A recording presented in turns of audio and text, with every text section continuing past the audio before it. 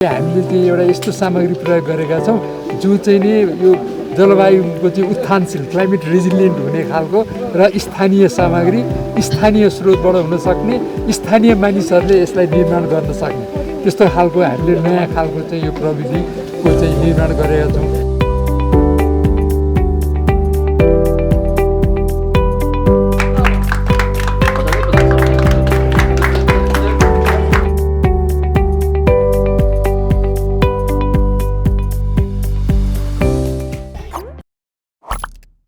यो हाम्रो विपद भयो 2081 असोजको 10 गतेदेखि 12 गतेसम्म अघि परेको बर्सातका कारणले जुन किसिमको धेरै खण्डहर जमिनहरू हाम्रो भिरालो खालको जमिन त्यो चाहिँ खण्डहरको रूपमा रहेर हाम्रो 57वटा घरहरू चाहिँ पूर्ण रूपमा क्षतिग्रस्त अवस्था थियो र त्यसमा पनि यो छनौट गर्ने क्रममा चाहिँ 7-8वटा घर चाहिँ हाम्रो परिवारको स्थिति पारिवारिक आर्थिक अवस्था र परिवारको स्थिति त्यहाँको चाहिँ इभन उहाँहरूको लत्ता कपडादेखि अन्न पनि निकाल्न नसकेको अवस्था हाम्रो 7वटा घर त्यस्तो परेको थियो।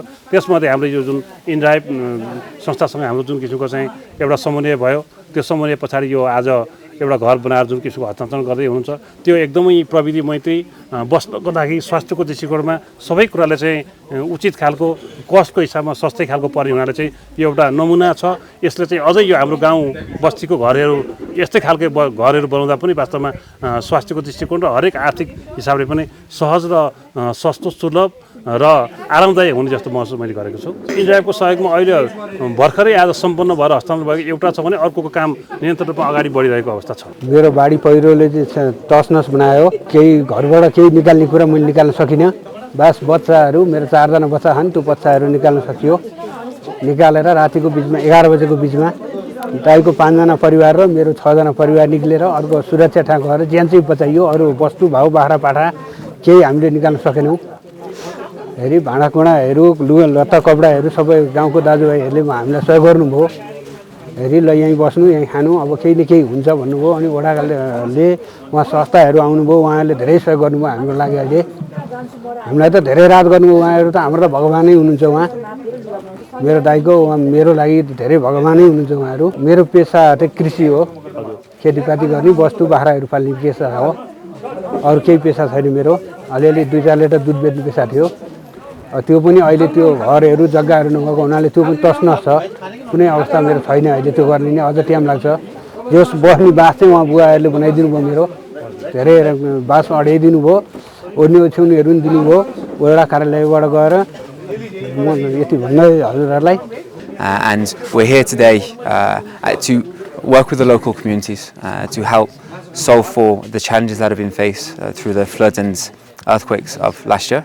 And we're doing that with the NCDM to build houses, so a total of 5 houses here within this region. And we're doing it with some local innovation where we're using bamboo and mud instead of the standard bricks and mortar, which will make these houses more susceptible or more resistant in any future earthquakes, and are also a bit more heat controlled as well. So without the need for aircon during the heated months, it'll keep the houses quite cool, and during the cooler months it will keep the heat retention in there as well.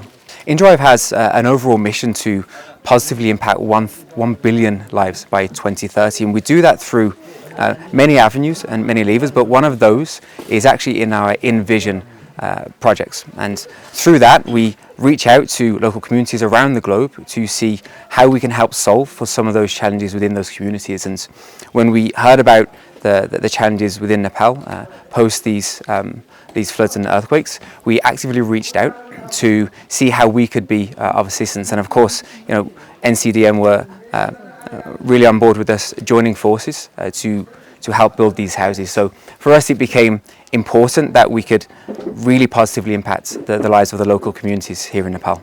अब यहाँलाई थाहा नै छ अहिले सारा विश्व नै यो जलवायु परिवर्तनबाट आक्रान्त छ। यो जलवायु परिवर्तनले गर्दाखेरि नै वास्तवमा यो पहिरो बाढी पनि भएको हो।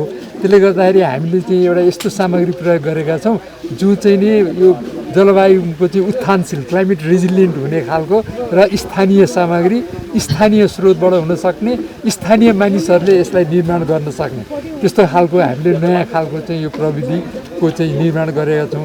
यसमा चाहिँ के छ भने छानुमा पनि र पर्खालमा पनि 2 इन्चीको चाहिँ नि एयर ग्याप राखेको छ, हल्लो ब्लक जस्तो। त्यसले गर्दाखेरि जाडोमा पनि यो एकदम नै न्यानो हुने गर्मीमा पनि शीतल हुने खालको चाहिँ हामीले यो गरेका छौँ। अब मैले भनिहालेँ स्थानीय सामग्रीहरू बनेको हुनाले वास्तवमा नेपालमा यहाँ बाँस यहाँ मासतिर हामी बाँसेको छारीमा अहिले बसिरहेछौँ होइन। यो बाँस यत्रतत्र उपलब्ध नेपालमा 77वटा जिल्लामा 74वटा जिल्लामा पाइने भनिएको छ। त्यसले गर्दाखेरि यसलाई चाहिँ बनाउन एकदमै सहज सरल छ र अब अहिले यसको कस्ट यो नमुना बनाएको हुनाले अलिकति धेरै परेको छ। तर साधारण जुन चाहिँ हामीले चाहिँ भवन बनाउँछौँ त्योभन्दा 3 गुणा जति यो सस्तो हुने चाहिँ मैले चाहिँ नै आकलन गरेको छु। यो धेरै बनेपछि यहाँलाई थाहा नै छ स्वाभाविक रूपमा यसको पैसा पनि कम हुँदै जान्छ र यो इनड्राइभले सहायता गरेको हामीले एनसिडिएमले एउटा स्वयंसेवी भूमिका निर्वाह गरेका हौँ। यहाँ म इनड्राइभलाई धेरै धेरै धन्यवाद दिन चाहन्छु।